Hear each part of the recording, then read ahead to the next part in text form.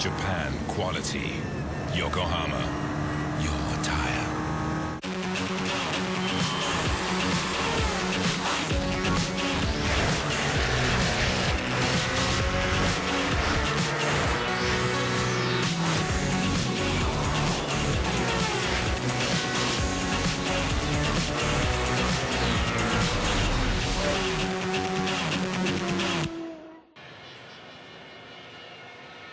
A busy Hungarian pit lane as we get ready for race 8 of the FIA World Touring Car Championship. Down in the pit lane is Ben Constangiros. Let's catch up with Thiago Monteiro, who retired in race 1. An incredibly hectic garage down here at Honda. The last hour, the car has been completely stripped apart. You've got the parts all over the floor here. Thiago, just how much damage did that the accident have with you? Quite a lot of damage to the front, honestly. Big hits when the tire exploded. That's what sent me in the wall. But the guys did an amazing job. It's a miracle that I'm starting the race, so here we go. Any ideas what caused it? There was a push from Coronel and some of the touches. We're not sure exactly, but something cut the tire, and in the straight line it exploded. Thiago getting ready to get in the car as soon as the pit lane opens to allow him to go out and test if the car is ready to race.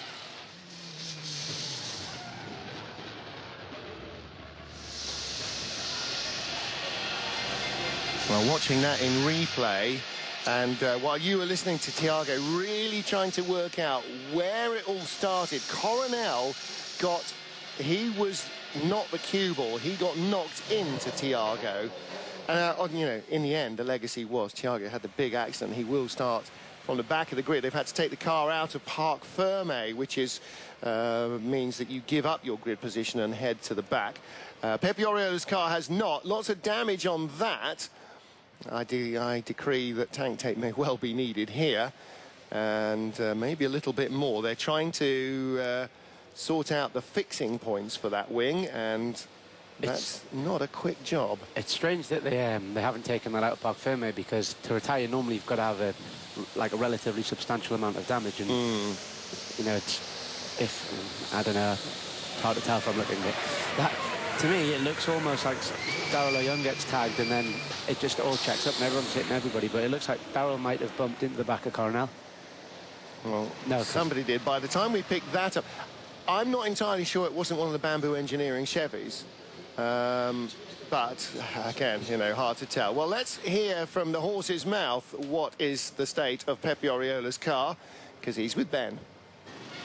4 or 5 cars out of Parc Fermé regulations and getting the car fixed. One car that was involved in the first lap crash but actually did not take Parc Fermé, meaning a lot of work. Pepe Oriola's car. Can you tell me what happened in that second lap accident? I actually doesn't know yet, because I didn't saw the matches in TV. But I was in the outside, close to Darrell Young, and I don't know, I had a hit from that side, and I was talking to him, and he said that he didn't touch me. He also had touched from another driver from the inside.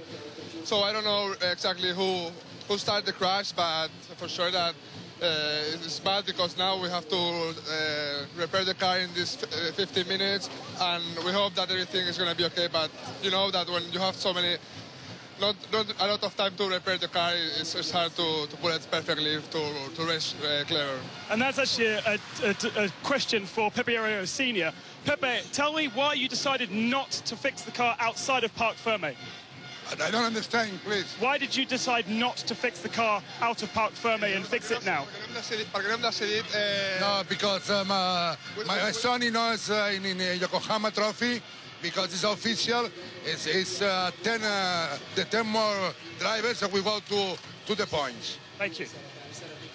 Well, going to try and preserve their grid position, that was the answer. And in fact, what we were seeing when we saw the mechanic with the metal bar, with the drift, he was trying to loosen the top strut because they are changing the drive shaft. Also having problems getting the bonnet to close because there's nothing to close it to. The mounting pin has been moved out of position. So all sorts of dramas going on there. And yet we frequently see that because Parc Fermé means literally closed park. The car is parked in the garage. You are not allowed to touch it. If you touch it in any way, you are instantly sent to the back of the grid. And that's to stop cars being changed wholesale between the races. It's it's a competition thing, but also it helps to keep the cost down. You don't just throw new suspension at a car for every single race and things like that. So what they've done, even though he's not in the top 10, he's, what, 12th place on the grid, 13th place on the grid, isn't he? They're trying to preserve that rather than starting 24th. Norbert Mikulitz, a little bit of work going on his car as well. Mostly, it's got to be said, with the polish. Yeah, I mean, there's not too much to be done there, is there really? As long as they'll just be straight, making sure everything's okay, checking the oil levels, water levels, just making sure everything's fine and dandy, which... Well, he had a little gearbox flutter before, after qualifying. It was overheating, but that seems not to have been a problem. They stripped it and rebuilt it last night. So come and take me higher.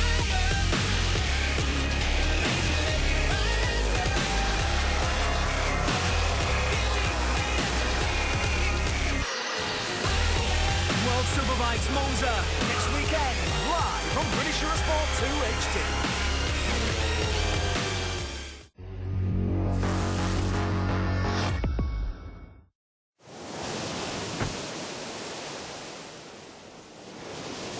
Holidays? No. Business? No. Friends? No.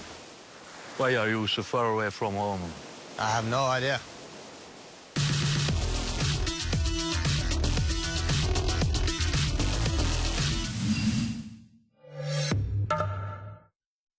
Take a good look at these gut-wrenching images, because soon they're gonna be history. Get out of here! It's a thing of the past, guys. How is that possible, I hear you ask? Well, it's thanks to ACCA Insurance. Have a 5 or more Team ACCA on your mobile and lose by 1, and you'll get your money back as a free bet. It's a great idea. It's my idea. This is the future. Yes. People, unleash your mobiles. Fire up your iPads. You know where to come. Here's the thing, no one likes missing anything. That's why I'm thrilled now that you can get catch-up on your TV via Sky Plus. BBC iPlayer, ITV, 4OD. It's incredible. Boom. So now I don't have to watch it on my small screen, balancing on my lap, sharing it with my wife. We can sit down as a family on the couch, eating pizza while I doze off and the dog's on my lap and the wife is saying on the phone to someone. But we're, as a family, watch it on the big screen, not on a little tiny thing.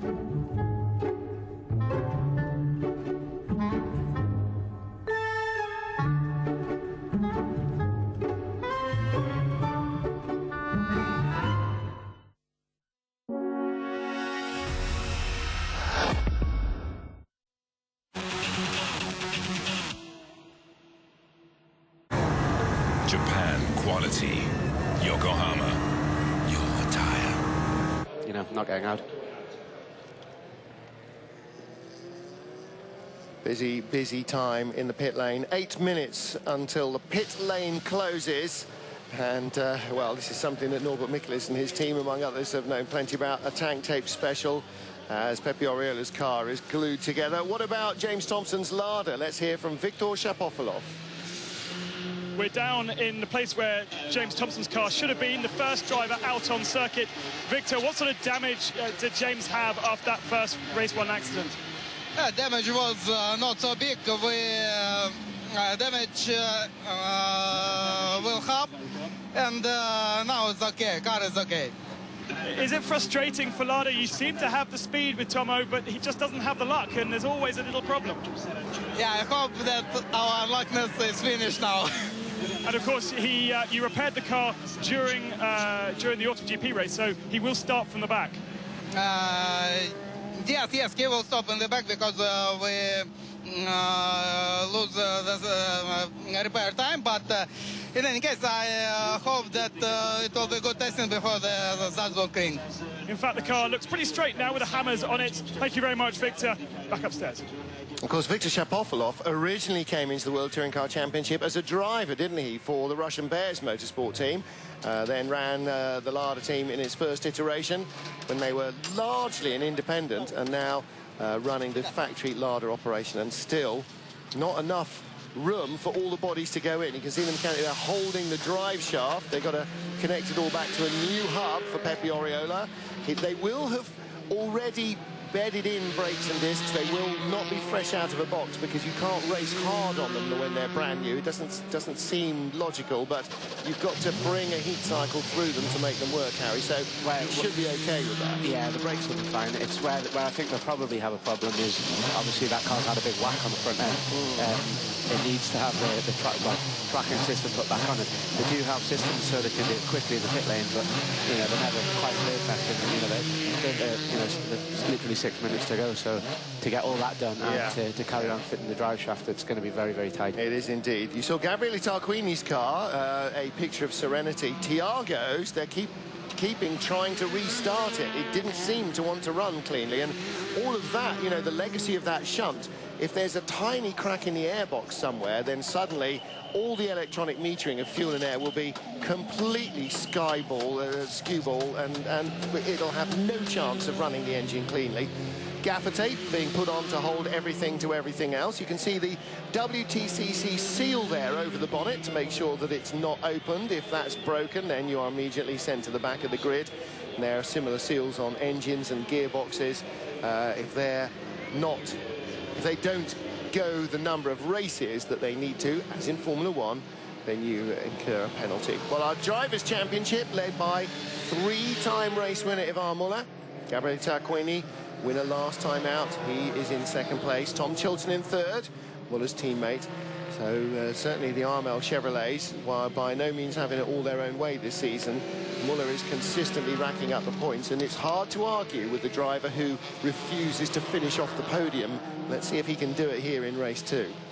Yeah, this is going to be a difficult one. I'll be honest, I didn't think that.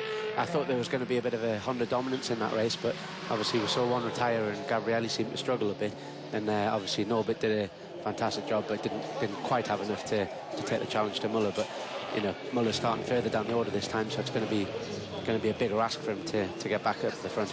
Well, while any number of spanners and nuts and bolts and everything and miles of tang tape have been thrown at Pepe Oriola's car, significantly the heads under the bonnet of Thiago Monteiro's all had white shirts with Mugen Power on the back. They are the engine guys. It's not running cleanly. And Harry, you know, when you have a whack at the front, it pushes stuff back. I know the Chevys, for instance, in their air intake mountings have rubber in them to absorb at least a part of the impact without shattering them, because obviously the carbon fibre is extremely rigid and is not going to bend or flex. It's just going to go.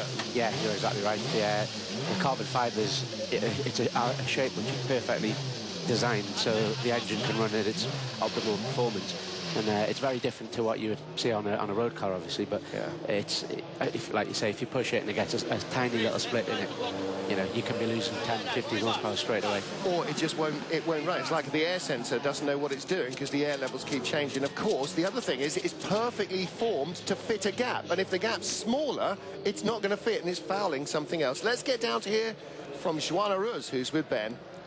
Just standing where Fernando Monge has just left the pit lane. A little bit of damage to his car. Joan, everything okay? Yes, everything okay for Ferran. We have some problems with Hugo Valente with the gearbox. So we are just on the limit to see if Hugo can go to the grid or not. Also, Pepe Oriola with 20 have some problems, so let's see if we can arrive. You have changed the gearbox in the last hour? Yeah, we have opened the parc fermé for Hugo and we have changed the gearbox. And in fact, you can see it just on the exit of the garage there, the whole gearbox out. And you think he'll get at least the start? I hope we can arrive to the grid. Let's see, 3 minutes. Thank you. Wow, lots of pressure and lots of work to be done. And yeah, gearbox is not the sort of thing even a rally mechanic would try and change in 3 minutes. There's no option when you've got something like that going on. There's Andrea Adamo, the designer of this Civic, as the race car designer, not the actual designer of the Honda Civic as a car. But he's the man who's responsible for this, and you see Thiago in the car, hoping against hope that he is actually going to get a second race. At the moment, that's not looking entirely likely.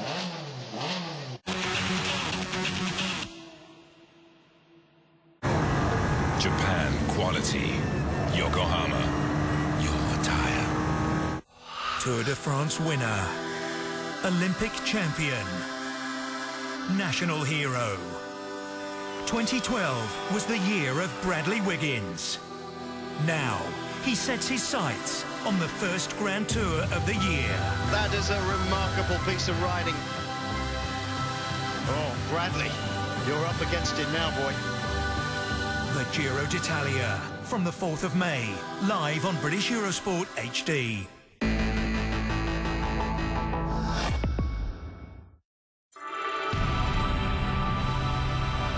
The road to freedom. Japan quality. Yokohama, your tire. You can reach me many ways. It don't matter how and when. Simply make the time for the best time of your life. Malaysia, truly Asia. It's the place with it all. The best time of your life. Malaysia, truly Asia. In life and sport, dealing with the challenges ahead requires focus, concentration, and a will to succeed. The International University Sports Federation promotes sports values in tune with the academic spirit.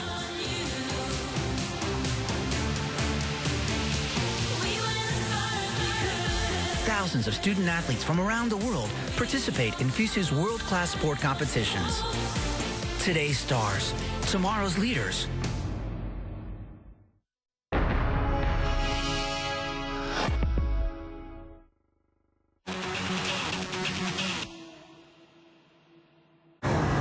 Japan quality. Yokohama, your tire. Well, cars are on the grid, ready for race 8 in the FIA World Touring Car Championship at a sweltering Hungary. And in the background, you can see one of the only grandstands here that is not open this weekend. All the rest of them are pretty much full. And in fact, looking out the back window, the seats that aren't full, I can say, is because everybody's still queuing for their lunch behind us, and they will know from the noise that Norby is going to be back in action any moment. So Harry Folkard, they better either abandon ship and go and get their seats, or they're going to miss the beginning and perhaps some of the most eventful part of the weekend. Yeah, they've only got a couple of minutes before the race starts, and like you say, there's a big old queue there, so... As soon as they go, you're going out the back to get coffees in. Yeah, I'll go and Rob what's left. Absolutely. Alex McDowell is on pole from Mehdi Banani, Rob Huff and James Nash. 3 British drivers, 4 British drivers in the top 5, because Tom Chilton is 5th ahead of Tom Coronel, Gabriele Tarquini and Norbert Mikelic, who start in 8th place, ahead of Ivan Muller and Michael Nukia in 10th spot. And the reason that Nukia's gone up to 10th and Muller's gone up to 9th from 10th is that somebody in the top 10 has come out of Parc Fermé who should have been in the top 10 on the grid. And if I had half a brain about me, I would be able to recognise who it was, but I can't. So that's Thiago, of course. It's Thiago. Yeah. So Thiago is out of his grid position. Freddie Bart, James Thompson are down at the back of the grid after taking out of Parc Fermé, Hugo Vallant as well. It is a boost pressure problem for Thiago, which either means A, the turbocharger is broken, B, somewhere in the intercooler there is a leak in the intercooler, the charge cooler, or somewhere in the turbo ducting, or C, and this is almost always car drivers, what's wrong with your car? It's leaking electronics somewhere. Yeah, that's probably what I would imagine, but it could be any, as you say, it could be any sort of pipe work. It's just not quite generating the boost that it should to give it the grunt, and it could just be something simple. Well, the legacy of when you hit stuff with the front of the car, when the engine is right at the front of the car, is generally something gets moved around in the engine bay, and often it's something else that gets moved into bits in the engine bay, and especially if it's leaking electricity, that's very hard to spot. Starting position number 12 for Franz Engsler. That sounded very NASCAR, didn't it? I'm sorry about that. 12th on the grid for Franz Engsler, the Liquimoli BMW of the German driver, the second oldest man in the championship. The oldest man, of course, being race winner Gabriele Tarquini. Franz Engsler seems to have struggled a little bit this season. I can't quite get my head around it, because he's got a lot of experience and he knows those cars inside out. It just seems a little bit unusual that he's just not seemed to have got his head around it this season. And I don't know, maybe we are seeing BMWs like competing with decent pace as we saw in race 1. So I don't think it's just a BMW problem. you know, perhaps the other cars have been developed slightly on dampers or suspension, and maybe his has been left stationary a little bit. Well, yes, again, maybe they're with a different damper company or something, and they're finding different problems for their solutions. Pepe Oriola Senior on the left of the shot, and Pepe Oriola Junior in the car with, one of the ugliest looking cars on the grid you're going to see in any race. It is more tank tape now than car in front of the windscreen. Michel Nukia with his little Smurf on board there. I must ask him what that's all about. I suppose it's, you know, something donated by the kids or something like that. Yeah, little good luck Smurf. Takes you right back, doesn't it? 10th place on the grid for the Dane. Of course, he's been a race winner this season as well, with his first ever World Touring Car win. And Ivan Muller will line up in 9th place. So it's an ill wind that blows no good. And with Thiago Monteiro not making out the pit lane, Ivan Muller moves up to 9th spot because Thiago's car was taken out of Parc Fermé. And so Muller moves up a spot from what would have been a 10th starting position. Of course, all of his rivals in front move further forward as well. But it has, at least from Muller's point of view, got rid of one Honda out of the way. It hasn't, unfortunately, moved either this Honda or Gabriele Tarquini's Honda, which are possibly the two that Ivan would be more worried about here. And you can hear in the background the crowd making known their appreciation of the man in the orange and black Honda, the Zengo Motorsport driver Norbert Mikulich. And Harry, just picture that scene, you know, sitting in a car as 70,000 people bay your name across the grid. The pressure, you'd think it would be self-imposed, but he seems to, you know, we touched on it in race one, he seems to just, you turn it around and use it as a positive, but it must be so daunting to everywhere you go. People are, you know, there's a picture of him in the pit lane, and there's a queue of people waiting to get a photo taken next to the standing-up picture of him, and you know, it's that pressure on your shoulders can sometimes, I think, either make you or break you, I guess. Yeah, well, it hasn't broken him. It's really been the making of him and the team, and in terms of recognition in Hungary of the championship as well. Having that national involvement has made a massive difference to people's understanding of the World Touring Car Championship. That is the bang on the back of Coronel's car, which obviously was what sent him in the car in front. Yeah, he got clattered and then was... again, you know, the cars are so close to their limit here, absolutely braking at the last possible moment they dare to avoid going off the track or having an impact. So if you then get thumped 10 metres beyond your braking point, 5 metres beyond your braking point, you go 5 metres further than you should do, and that normally means, especially at the start of a race, into somebody else's car. If you're a metre further forward than you should be, you're normally into somebody else's car. So Tom Coronel, luckily his car survived pretty much intact, and he starts in 6th place. Just in front of him, the other Tom Chilton. They battled all the way through the race, didn't they? Chilton in 5th spot in his Chevrolet Cruze. Again, you can see the seals there on the doors, WTCC seals, and all the panels and gaps are sealed by the stewards and scrutineers to make sure that the cars are not opened before the repair time. And James Nash, his car didn't need much, did it, in terms of damage? Just a bit of a polish. Tom Chilton's needed a mirror, but the two Bamboo cars got through that race pretty clean and unscathed. Yeah, I think the guys are fairly happy there because they're, you know, to avoid the troubles part of the problem anyway, and they both managed to keep out of it and got some more points on the board. But I think they were both hoping for a little bit better, but no, I don't think they can complain too much. Of course, they also scored very strongly, both of them, in the Yokohama Trophy, which is their real prime focus. James Nash is the points leader. Rob Huff, the reigning world champion, lines up 3rd on the grid with a great opportunity to put himself on the podium once more. Do you know what? You know, at some stage, he's got to have a really good run of form, and this wouldn't be a half-bad place to do it. He lines up behind the front row men. And on the front, outside front row, with the inside run down to the first corner, is Mehdi Banani. And if he's going to win a World Touring Car race, this, without question, has got to be his best chance so far in his career. And he was full of excitement and enthusiasm for the car and his performance in race 1, where he took his first win in the Yokohama Trophy. I think he might be mentally in about the right place. But first, he's got to get the better of Alex McDowell, the pole sitter for Bamboo Engineering. And again, he's feeling pretty comfortable in the car now. 2nd year with the team and with the Chevy Cruze. And again, we could end up with a first-time winner here. If either of those two front-row guys wins, that's a first-time winner in the World Touring Car Championship. It might just happen here.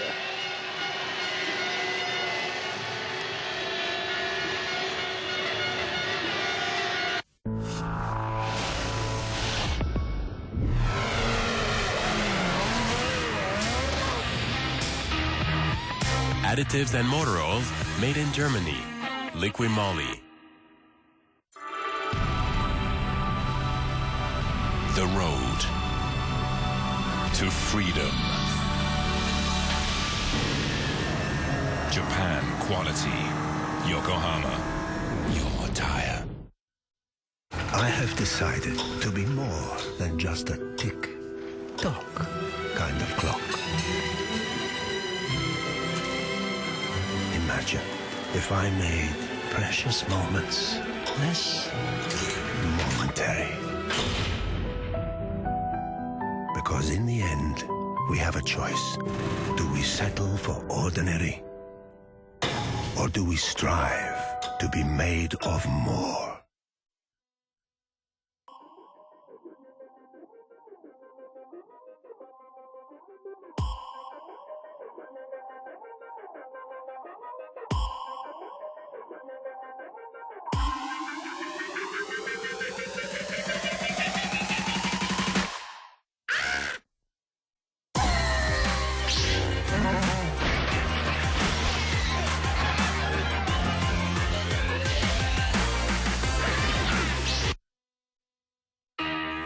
Liqui Moly.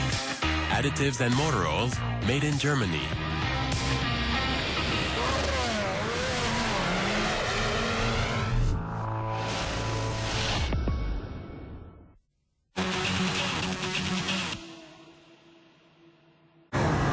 Japan quality.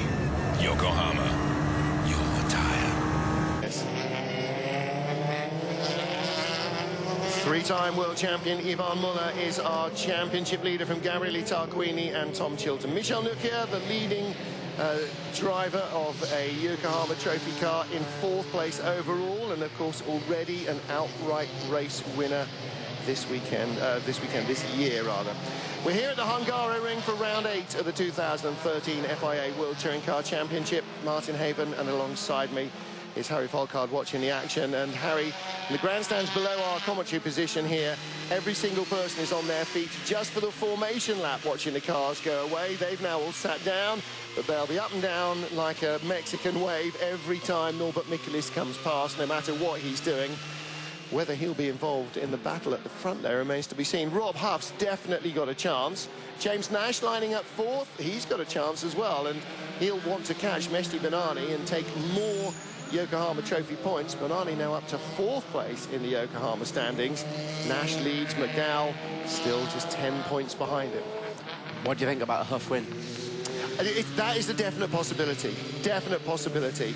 A BMW win is not off the cards either. And if Ivan Muller gets on the podium, I wouldn't be entirely surprised.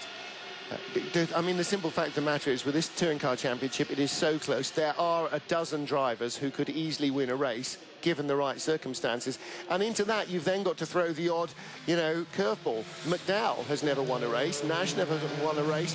Benani's never won a race. That's 3 of the top 4. We've had 2 first-time winners already this season, both in Marrakesh, in Pepe Oriola and Michel Nukia. And it's not beyond the bounds of possibility that we're going to get another one, and we're only 8 races in, which would almost mean, you know, if we get a third, that's almost half the race has been won by people who've never won already, and the other half pretty much by Ivan Muller. So yeah, it's a bit of a topsy-turvy season. I think you're right. There's a whole bunch of guys who could potentially win this. They've all got front-running pace. And they're all at the front of the grid, so it could come down to the first lap, could come down to who gets off the line the best. Obviously, we'll see the BMW make a great start, and Coronel, you know, he's still in 5th. He can definitely fight his way up, I think, in this one. Oh, did you see the tension there in Mehdi Benani's father? His mother looked relatively sanguine, his grandmother looked relatively relaxed, but his dad taking big deep breaths already. Andrea Adamo encourages the crew to even greater exertion to get Thiago's car ready to race. It looks like he is going to take the start of the race from the pit road. He will join in right at the back. Well, now then, You'd say, OK, just briefly on the Tiago thing, what's the point? But, of course, Harry, it's all miles. The car is only 7 races old. It's all miles. They've got to do everything they can to get a race going. Yeah, they might have solved it as well, so they've got to send it out if they can. He's ready to rock. He will join at the back of the field once everybody else has gone by.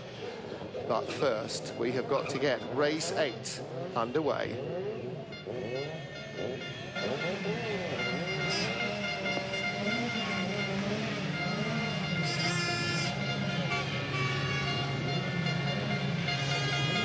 The green flag waves at the back of the grid. We are ready for round 8 of the FIA World Touring Car Championship. A very quick change of lights. Alex McDowell on the right, your picture. Mehdi Benani on the left. Who's got the better start? Benani has. Coronel's coming. Huff is coming as well. Rob Huff down the inside. Benani is clear. Huff is up into second. Coronel in third. McDowell is being swamped because that is Muller around the inside and Chilton around the outside. McDowell in the middle. Coronel tries to get through. Somebody's lost a bit of bodywork. Tarquini's in there. But a great start from Ivan Muller. He is still looking for third place. Still looking for third place. Coronel with Chilton inside and will get east wide, and Muller will try and turn inside them. Benani leads. Coronel, and off has gone. Oh, a huge accident for Tarquini. Takes out Engstler as well. That was a massive crash. It was a big massive crash, pushed off sideways where nobody goes off into an unprotected barrier. Gabrielli is okay, and that is what matters. McDowell, Nash up the inside of Coronel, and Chilton and Muller are right there, and this is for third place. Benani and Huff out front. No, this is for fourth. So Coronel gets back in front. Yeah, Benani, Huff, McDowell, and then Nash. Yeah. McDowell is in third, and there is a safety car, unsurprisingly, for Gabriele Tarquini's accident. Wow, so dramatic first couple of corners, and yes, he's really had the wind knocked out of his sails. The marshal there, the crossed fist there, asking for medical assistance. Engstler is out of his car, took much less of a hit. That was a big impact with the barrier. Yeah. It was lucky it didn't launch it into somebody else's path. I think most guys saw it bouncing back. Well, from the highs of race wins to the disappointment of big accidents, it's all part of the rich tapestry of motor racing, but the former are definitely easier to take. You saw Mehdi Benani's family looking pretty happy. Their boy leads, and of course, any laps behind the safety car are laps that he can't be overtaken. And Gabrielli, the adrenaline got him out of the car, but that was a massive shunt. That car stopped from going very fast sideways in less than a foot. There was hardly any deflection from the barrier either, was it? The car just took the brunt of that. Absolutely. Well, away from the start, lots of smoke. Good start from Rob Huff, bad start from James Nash, worst start from Alex McDowell on pole. Benani clears off. Coronel on the right, lining up behind Huff. Now, Huff comes across instantly. He knows that McDowell has not made great starts this season. We were talking about that after qualifying, funnily enough. And then McDowell has Coronel coming up the inside. Everybody's looking on the inside channel, except for Chilton, who goes around the outside. McDowell gets pushed into Coronel. At that stage, Tarquini bumping along with Muller. Down into turn 2. They all get a bit squirrely. Chilton on the inside. Now let's see what happens to Gabrielli on the exit. He's already sideways, spun around. In fact, it goes in driver's side, doesn't it? He gets hooked up across the nose of Ivan Muller, who's also off the track, and that was driver's side. Luckily, it wasn't flat on, it was nose-tail in quick succession, which takes some of the sting out. But boy, that was a big shunt, and all those cars have driven over all that debris. Looking at Tom from Ivan, that's Gabrielli, and he was getting pushed out wide as well, wasn't he, by Chilton or McDowell, I'm not sure which. Yeah, I think there was a couple of guys in front. That's obviously not intentional, but... And yikes, look, driving through the debris field, everybody off trying to avoid that. Yeah, Gabrielli is clearly okay, but, you know, that's the sort of thing that pops ribs, cracks ribs. I'm sure he's probably very glad that he doesn't have to race next weekend. It's Pep Oriola's car there, looking almost as second-hand as Gabrielli's and Franz Engstler's. It's not too dissimilar to the crash that Darlow Young had last week in Slovakia. Yeah. Absolutely. And he still saw this week from the result of that as well, because those side-on impacts, obviously the car's not, it is designed to take impacts, but a driver's side-on like that, you don't really want that. Well, that's why modern racing seats have big wings, isn't it? So that the helmet doesn't get thrown sideways, and that helps protect the ribs to a degree as well. But there is a lot of, you know, your hips are pinioned, but your upper body moves to a degree, and that's what damages the ribs. All that debris being swept out of the way, and I'm afraid that's another new shell. Although the door opened, and again, you know, we talked about this before, didn't we? You know, the massive shunt that we saw for Tom Chilton, and yet the doors all opened. It's strange. You can, obviously the cars are very, very strong things, but sometimes a small crash can damage a bit of roll cage, and it really depends. I mean, that was front and rear corners, so probably not too excessive, but obviously at best it's a lot of work. So Meshti Banani leads behind the safety car. So Bruno Carrera out front, Meshti Banani right behind him. Rob Huff in second, then McDowell and Nash, the Bamboo cars, third and fourth. Calm down, Harry, calm down. Family concern there, obviously. Tom Coronel in fifth from Tom Chilton and Ivan Muller. Then Daste, O'Young, Nukia, Mikulits and Oriola. So Pepe somehow got through all of this carnage. Oh, Mikulits. Just unbelievable. Gabrielli landed on Norby. This is where it all goes off. Is this Gabrielli's? No, this is Ivan's bumper. Oh, no, this is Gabrielli's car. There's Ivan. OK, so here we go. Down into two. Tom and Tom. Gabrielli. And he just gets out sideways across Ivan's nose, which ends up acting as the pivot, and suddenly, whoop, the car goes around. That's it. Bingo, instantly off. I'm not sure if Gabrielli didn't get a little nudge from the back there, because just before he goes across, he obviously wouldn't have wanted to run out wide, and you just hear a little click just before he comes across the front of Ivan. I think that's entirely likely, and I'm not quite sure from that who was behind him, but whatever, that was a very big impact. So race distance has gone from 12 to 14 laps to allow 4 laps lost to the safety car. That's a maximum we're allowed to add is 2 more laps, so it will now be a 14-lap race. Frank Sengster's car will remain where it is. And yeah, I guess the circuit officials are going to look at that remaining little strip of Armco unprotected by tyres and think, I think we might need to look at some tyres along there as well. You know, you allow for most things. You can't allow for every single conceivable accident. Otherwise, you wouldn't allow cars on the track. But once one has happened and exposed a potential weakness, you have to go and address that. Norby getting cheered on. He is down in 11th place. So all of that argy-bargy at the start was not good for him. It's actually, if you look further down the order, it's benefited James Thompson fairly well. He started, obviously, from the back of the grid. Yep. He's gone 24th to 14th, or 22nd, wherever he was, right down, up into 14th place. There he is. On board with Tomo, still behind the safety car, of course. And right foot braking there, just keeping some heat in those brakes. No need to left foot brake. He's not braking in extremis, and not really chasing the throttle either behind the safety car down the straight. Some drivers use both a bit of left foot and right foot braking. And, I'm not sure if James does, but obviously we've seen him doing both, so I don't know if that's just because it's behind the safety car. But I think probably because it's just behind the safety car. Normally you left foot brake, so you can be instantly swapping between brake and throttle, and sometimes using brake while you're using throttle, although not conventionally in a front-wheel drive car. Occasionally you do. But that's really a panic to try and rescue a car that doesn't want to turn. It also means you can, like you said, the transition between being on full throttle to full brake, it's so much quicker. So the engine revs are slightly higher, which helps in front-wheel drive. So you're not locking up the front wheels so much. Well, Franz Hengstler and his car remain out there, and you can see that there's a rescue motorcycle down there. So he's clearly still receiving attention, and Gabriele Tarquini has received attention. On board with Tom Chilton, lying in 6th spot with Ivan Muller right behind him. And again, Tom using the right foot on the brake pedal. And normally he will be a left foot braker as well.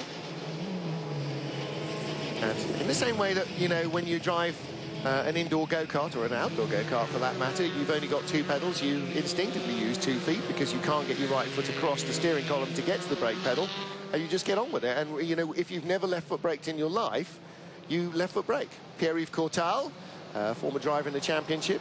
In fact, his old chassis is the one being driven by Mark Bassang, the car that he raced with Hexagon Engineering. And still looking to try and get back into this championship. So I really missed this stuff. Franz Engster looking... Yeah, you see, when you're Engster's age, you don't bounce. And in fact, when you're Gabrielli's age, you don't bounce in the way that a teenager does. So both of those guys, the oldest two guys in the championship, taking big knocks, and both will be very glad indeed, I think, to get home and start getting some physio for that. Safety car coming in this lap. Lights are off already. Mehdi Banani slowing the field down now, getting everybody gathered up. And we are going green once more. Restart the race, here we go. And Mehdi Banani leads them across the line as we go green once more. The Moroccan driver with the world champion behind him. Rob Huff looking to the inside. Banani knew he was going to come down. Huff has to go around the outside. McDowell and Nash in the blue and white and grey Bamboo Engineering cars. And Huff's found the power to get around the outside. He's found the grip somehow. And luckily that was will-to-will contact with the back and didn't break his steering arm on the Seat. He has got by Mehdi Banani from the restart. And Banani right into the back of the Seat and bumping into the camera. And you said this might be the chance for Rob Huff to win a race, and it absolutely might be now. Was that Muller going by Chilton, or Chilton defending from Muller? Let's have a look. Hard to tell. Huff leads, Banani, then the red strip is McDowell, then Nash, then Coronel, then... Muller was going through on Chilton there, definitely. I didn't think he would wait long to dive bomb his teammate and get to the front. He sees a race to win as being there for the taking. Coronel, I think, might disagree, but now he's not going to enjoy having Muller behind him. After 2 or 3 laps behind the safety car, Coronel's tyre temperatures have plummeted, and all the front-wheel drive cars will be coming in a lot faster than the BMWs. He's got to try and attack James Nash in front of him, but he's got to really make sure he doesn't let Muller go by. Nukia makes contact with Oriola, or vice versa. Nukia off the track. Pepe's coming, though. Pepe's got a good head of steam worked up, hasn't he? Yeah, that car, maybe it's maybe they have got all the tracking right. And you know, normally if you've got a tracking problem, you just go backwards and absolutely root your tyres in no time whatsoever.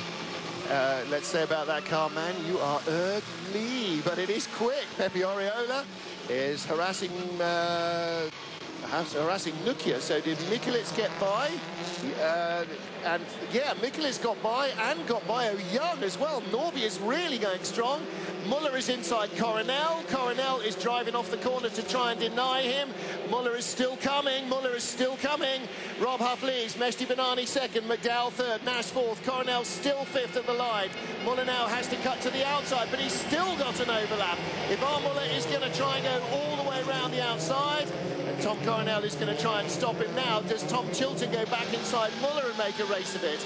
That's going to be entertaining. And Tom has got to, at some stage, stop treating Ivan Muller as a world champion and more as the first person he has to beat in that team.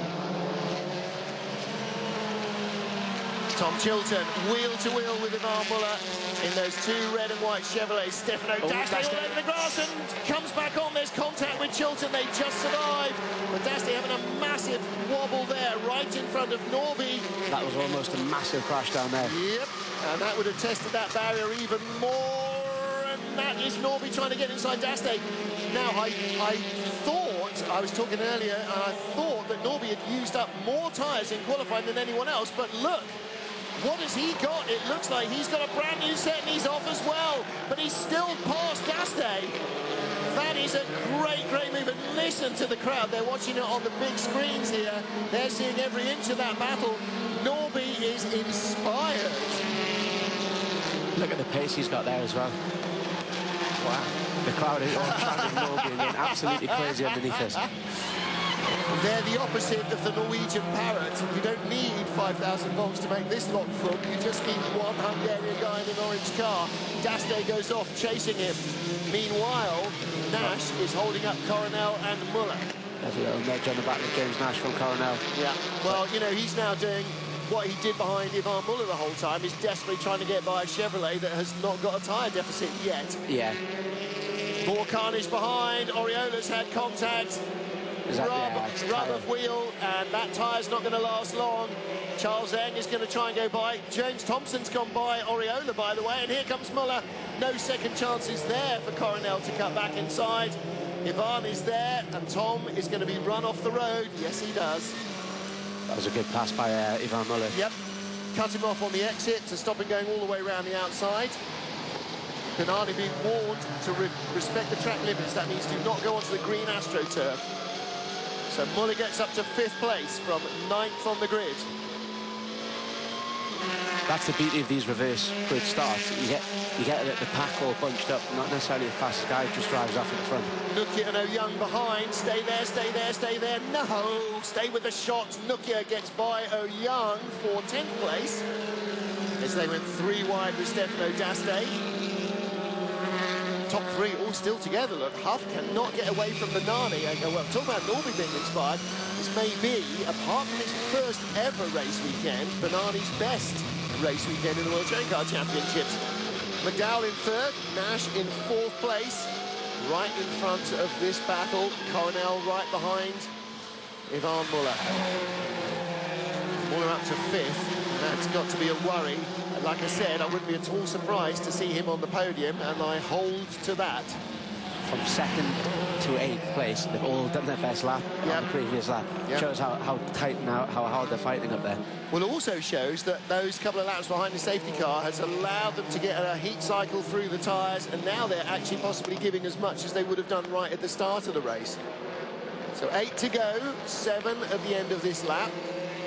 Huff and Benani starting to just creep away from Alex McDowell, and James Nash in 4th, feeling pressure. Look and wait to see the nose of the red and white Chevy. It's got to stick out soon. Here we go, here we go, here we go. Muller's going to have a look. Nash moves into the middle of the road. Muller was not quite close enough, and he could have committed himself wholesale, but that's the problem, right behind Tom Coronel. Coronel would have been straight in behind as well, and also if he doesn't pull it off, then, you know, he's just going to put himself a lock up there from James. James, stop looking in the mirrors. It's only a triple world champion. Concentrate on following your racing line and leave Ivan to do what he does. Ivan lost a bit of white mirror covering in that first couple of corners. That's what the white bit was flicking off. It was from Ivan's car. Big slide there as he just pitches the car through the corner. Doesn't care what the tail does. He knows he's got the front nailed. And you're absolutely right, you know, for Ivan to get by James Nash, it has to be absolutely glued on.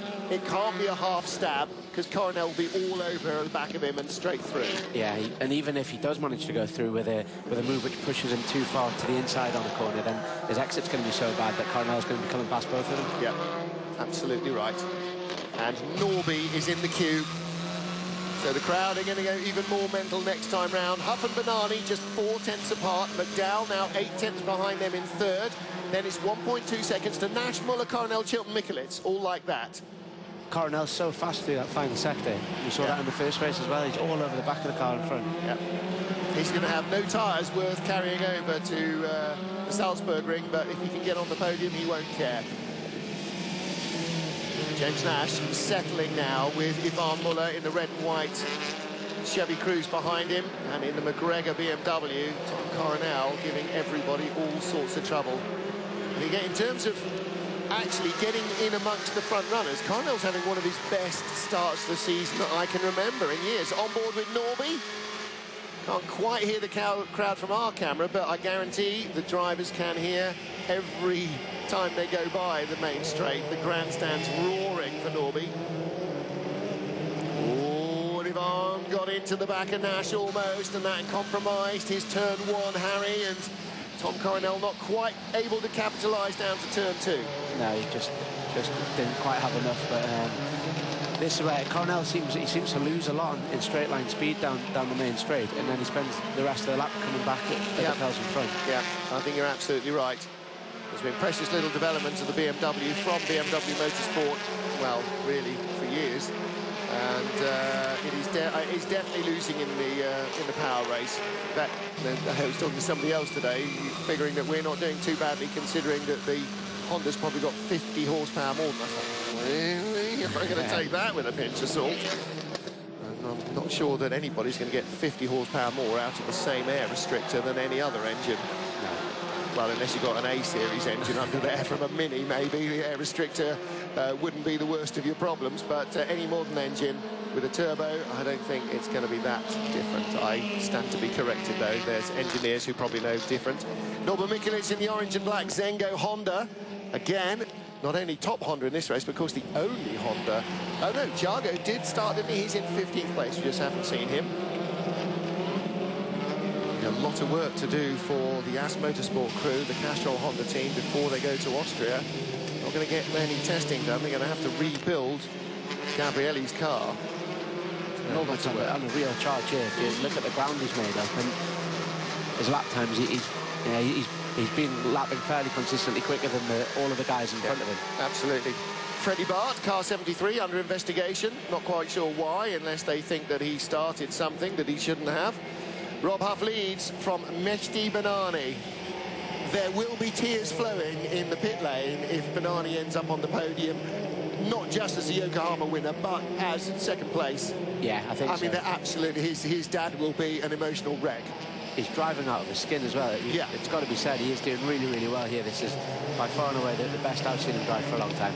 Right, we've just lost our timing screen, I'm afraid, so that's a bit of a disaster for us. However, on the screen you can see the action as it unfolds. And still Rob Huff holding off Mehdi Banani. He's not got away, though. At the restart, 4/10 in front, still 4/10 in front. Mehdi Banani has not given up an inch to Rob Huff. And that's quite impressive stuff from the Moroccan driver. McDowell still in third, bit of a no-man's land, 1.3 seconds behind Banani, but is still a second in front of James Nash. And again, you know, Nash, if he can keep Muller and all the others behind him till the end of this race, that's another massive learning step for him, because this is huge pressure. And we saw it with Pepiori earlier in Marrakesh. To hold off a triple world champion for an entire race, whatever position you're battling for, you've done a damn good job. And now Muller is having to worry more about Coronel as well. Tom Chilton in the second of the red and white Chevrolets, with Norbert Mikulec in the orange and black Honda giving him trouble. And in the first of the red and white Aeon Lukoil Chevrolets, Ivan Muller feeling the pinch from Tom Coronel. And we're now just by the midway part of this second race. And Harry Volkard, this is where Coronel is going to be increasingly anxious to get by, to exploit his tyre advantage over the Chevrolet, but he's not got a speed advantage. No, you can see that if he had the same straight line speed as the others, look at the difference there. Yeah. You know, it's like following the turbo diesels in days gone by. James Nash again has to defend from Ivan Muller. Coronel goes out wide to do the cutback, but Muller's too slow off the corner. Coronel can't cut back. He has to go the long way round the outside, and that puts him on the outside of Muller and Chilton. Now he cuts out wide. Chilton's inside him. Mistake by Coronel. Tom Chilton gets his nose inside. Norby is going to try and pass as well. Former BMW rivals, now BMW and Honda rivals. And Tom gets the door shut. Huff and Banani, then McDowell, that's your 1, 2, 3. Nash still fourth, Muller still fifth. Chilton now in sixth, and Coronel in seventh, ahead of Norby, and the crowd are roaring as they watch this on the big screens. Now James Nash is going to have Ivan Muller nibbling all over the back of him for the next 3 laps, because he doesn't have the attention from behind. Although, that said, Tom Chilton's on a bit of a run as well, so it's whether Tom's going to start looking to make a move on Muller. Well, Tom absolutely has to. His dad's here this weekend. In fact, I think it just arrived today, Graham Chilton, Chile. So he's here to watch the action and enjoy the sunshine. Managed to miss the rain on Friday, so well done. Drive-through penalty for Freddie Bart. I don't know what that was about. I think we saw an incident, unless it was the kerfuffle that ended up with Tarquini going off. I don't think he was even close enough to be involved in that. Chilton with Coronel, the 2 Toms, and the chance of Norby are going up all around us in the grandstands. Darryl Young's having a good drive as well. Yeah. 10th place for Darryl, just behind Michel Ducchia. In fact, he and Stefano D'Asto got back in front of Freddie Bart on the last couple of laps. Here comes Coronel again. He's almost got an overlap at the beginning of the straight, and by the end he's 2 or 3 car lengths behind. And here comes Norby. Norby has got speed. Is Norby going to attack? Down the inside? No, not close enough this time round.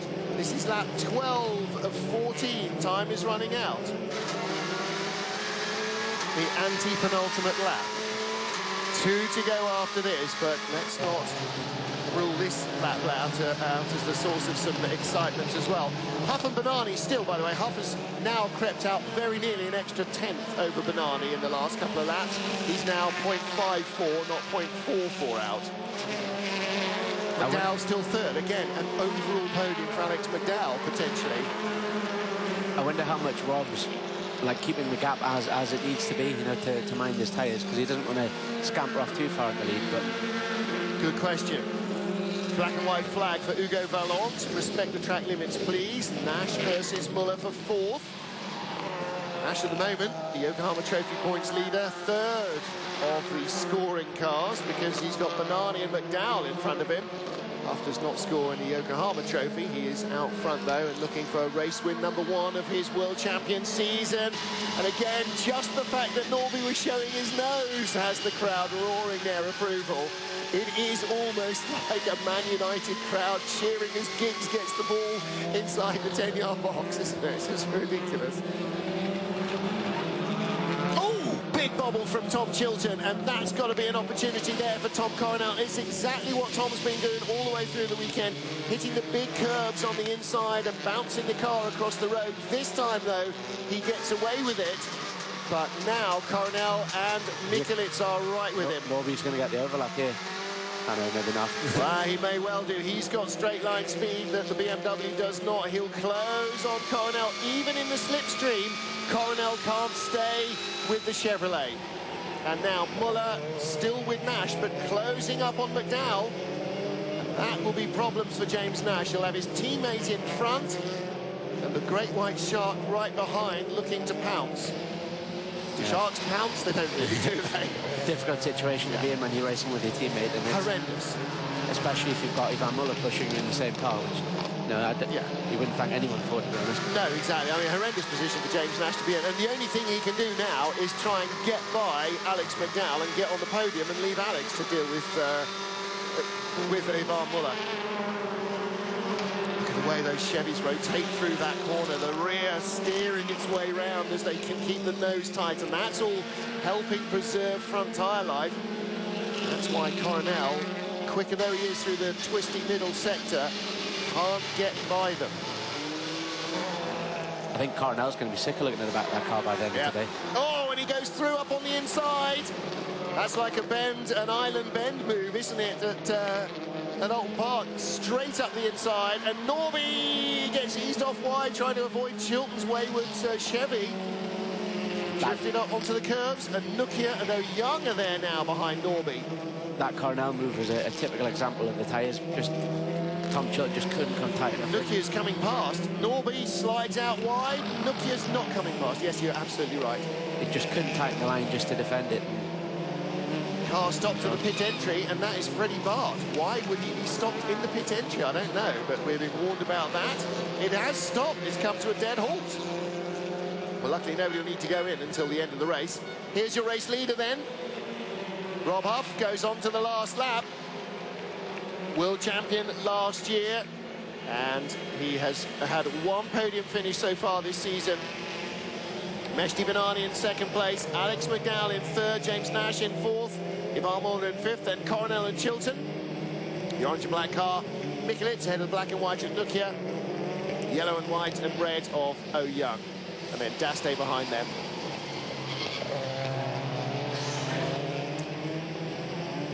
Rob Huff must have an absolutely blinding start as well to manage to stick it in the lead like so early on as well. Yeah, absolutely. And luckily everybody got the debris cleared away. No puncture legacies from that. But Rob Huff, of course, having to make sure that Banani's BMW gets nowhere near close enough to make a lunge. Yeah. It's one thing having somebody go by you cleanly. What you really don't want is for somebody not to go by you cleanly and have a last lap lunge and clatter you off. Yeah. Because then even if they get by to win because they've got the better car on the day, if you get second, that's one thing. But You don't want to end up in the boonies. No, and with all due respect, Benani has done that once or twice in his Yeah, recent absolutely, history. absolutely. And, you know, Huff's not spent a lot of time racing wheel-to-wheel with Benani, and so as a result, won't be entirely sure what to expect. So, yeah, expect the unexpected and stay away if you can. Rob Huff is the race leader. The gap now, just about as big as it's been all race long, was half a second at the start of the lap. I'm not even sure it's that. That's down to more like 0.3 of a second. Benani still trying to force an error out, the world champion, in the final corner. But it is going to be Rob Huff who claims victory here. Round 8 of the FIA World Touring Car Championship. The world champion wins. Mehdi Benani, a career-high second.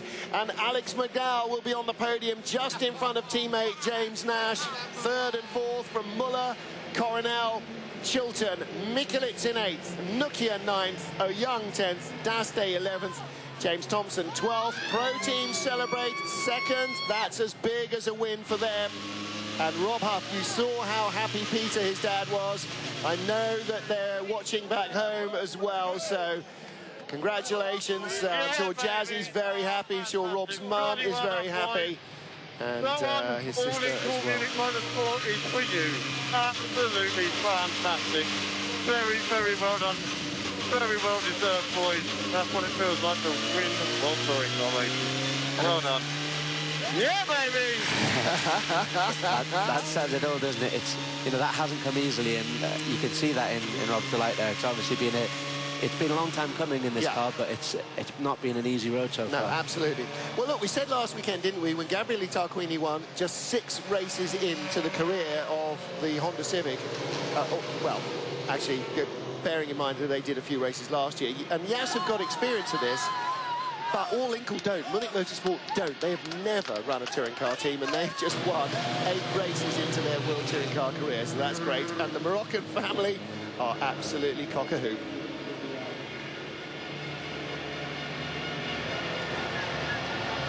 Well, lots of drama and excitement. Not exactly the world's greatest overtaking fest. It's certainly not race 2 from Slovakia, but lots going on in both races here at the Hungary Ring. And Rob Huff gets his first win of the season, the first win for allinkle.com for Munich Motorsport, and the second win for Seat as well, because Pepe Oriola, of course, also has claimed victory for a Seat this year. So the shells might be getting a little old and creaky, but there is life in the old dogs yet.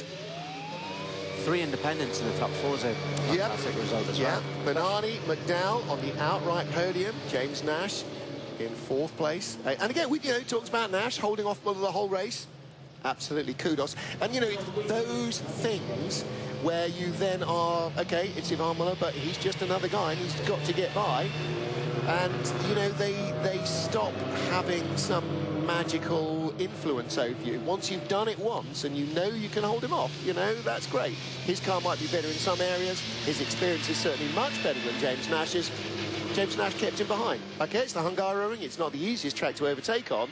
But if you crumble just because it's Ivan Muller, and, you know, that's entirely possible because, like Tarquini or Huff, you know, they're world champions. They've got a lot behind them in terms of knowledge of how to pass and how to make people make mistakes. And in identical machinery as well, so, you know, it's hats off for that. And absolutely. Alex McDowell had a great race to stay third, but it's got to be said that Benani's driven out of his skin. I think he's really excelled himself this weekend, and, you know, it's been a long time coming, but what a great result for him. And Rob's day in the sun is exactly that, a very bright and sunny day in the sun. Munich Motorsport win their first race in the World Touring Car Championship. They are, of course, the FIA GT World Champions. And Rob Huff. And, you know, this all started from a casual discussion at dinner at the FIA Awards Gala in Monaco. Or it wasn't in Monaco last year, was it? The FIA Awards Gala last year, anyway. 2 world champions talking to each other. And Rennie Munich said, oh, what are you doing? You know, fancy coming to drive for us? We're coming to the World Touring Car Championship. And from there, from little acorns grow mighty oaks, and I'm sure, there you go, very, very happy Huffy indeed.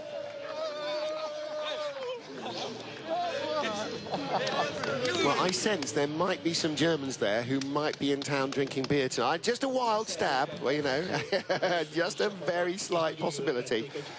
Had a great start to the relationship as well with his engineer, Juan Sevilla from SEAT, who he's never worked with before.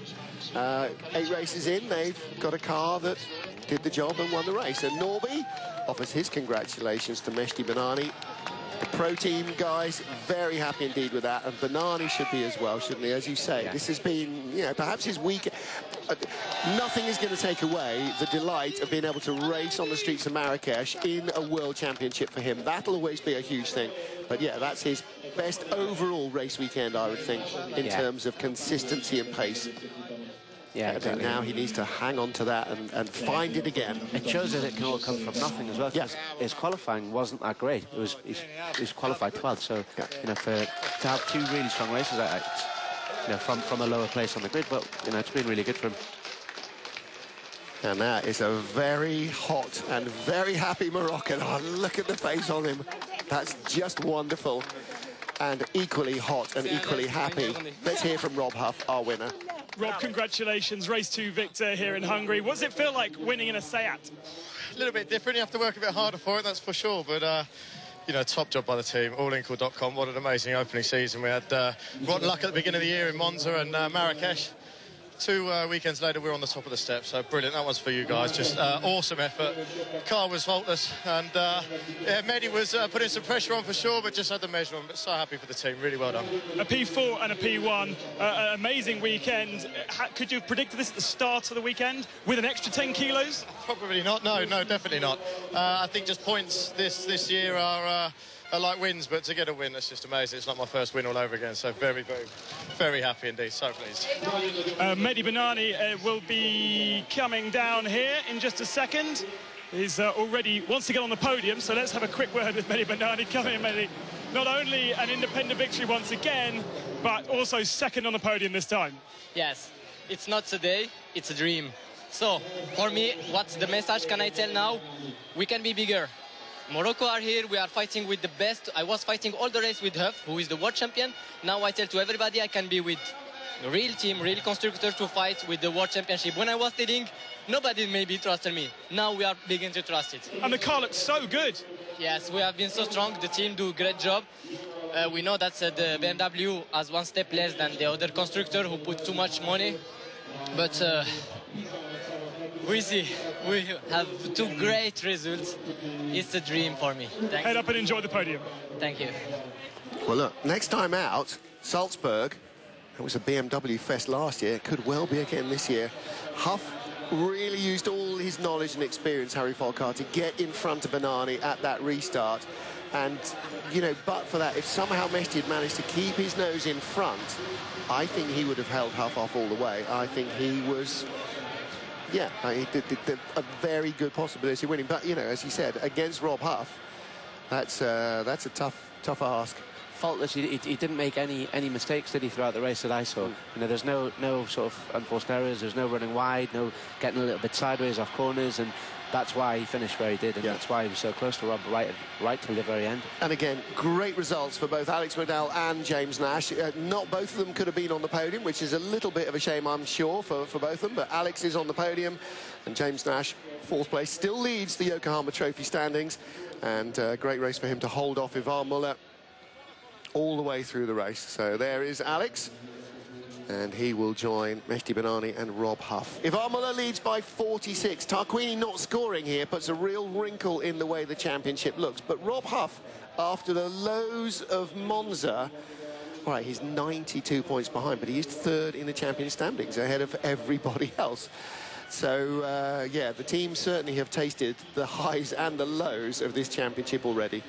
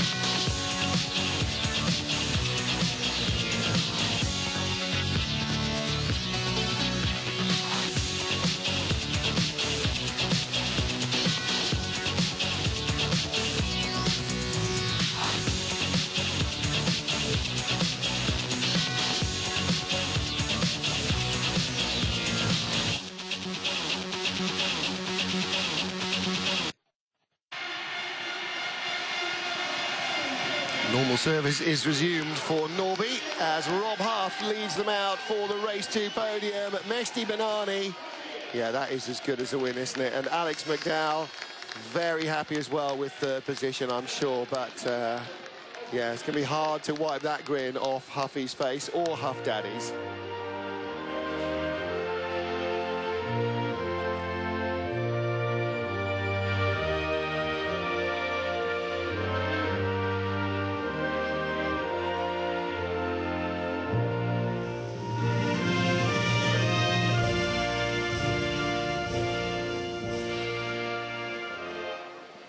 The anthem for our winning driver, and now for our winning manufacturer, Seat.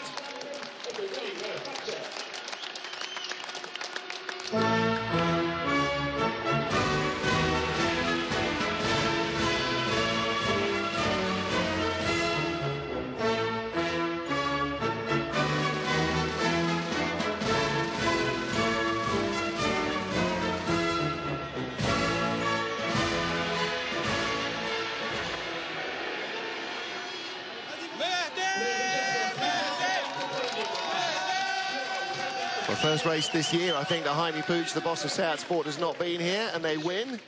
So somebody's going to have to suggest to him that he doesn't come to anymore, and they might continue winning. Some very happy Moroccans down there as well. And Alex McDowell. There's some very happy Cumbrians as well, bouncing up and down. Could be a bit of a wild time in the old town tonight, I think, in downtown Budapest. Alex McDowell takes third place. Second place for Mehdi Benani. Félicitations. C'était super bien fait. There's his dad, his mum's down there as well. His dad's finally started breathing again. I guarantee he hasn't drawn breath for the entire race. And Rob Huff. Well done indeed. And for the Munich Motorsport team, herzlich Glückwunsch. Fantastic performance from them. From an absolute standing start with no knowledge of the cars or the championship. It's taken them just 8 races to get a win. So Seat, the winning constructor. And Mark Basseng looking very happy as well. Rennie Munich will be beaming ear to ear. The Yokohama Trophy points winner is Mehdi Benani as well. I know who's going to lose the champagne fight. He's got both arms full of heavy metal, hasn't he? So he's a muggins. As long as he doesn't start throwing that around instead. Yeah. It'll be drop trophies and get loose with the champagne. And that is it. Lots and lots of big stories here, as ever, from the Hungaro ring. It really seems to produce excitement and news. 8 races, and we've got another first-time winner this season as Rob Huff takes victory in round 8.